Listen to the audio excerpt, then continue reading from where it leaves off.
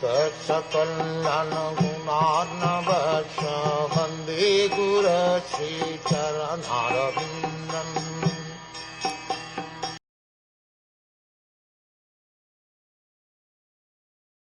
My dear Lord, you have assumed this body in order to diminish the sinful activities of the fallen and to enrich their knowledge in devotion and liberation. Since these sinful people are dependent on your direction, by your own will you assume incarnations as a boar and as other forms. Similarly, you have appeared in order to distribute transcendental knowledge to your dependents. In the previous verses, the general transcendental qualifications of the Supreme Personality of Godhead were described. Now the specific purpose of the Lord's appearance is also described.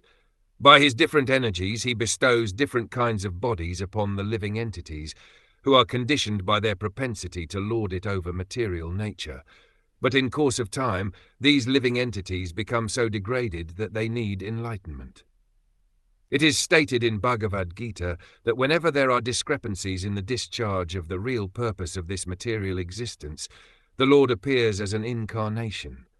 The Lord's form as Kapil directs the fallen souls and enriches them with knowledge and devotion so that they may go back to Godhead.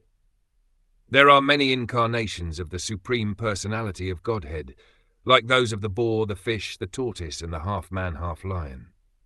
Lord Kapiladeva is also one of the incarnations of Godhead. It is accepted herein that Lord Kapiladeva appeared on the surface of the earth to give transcendental knowledge to the misguided conditioned souls.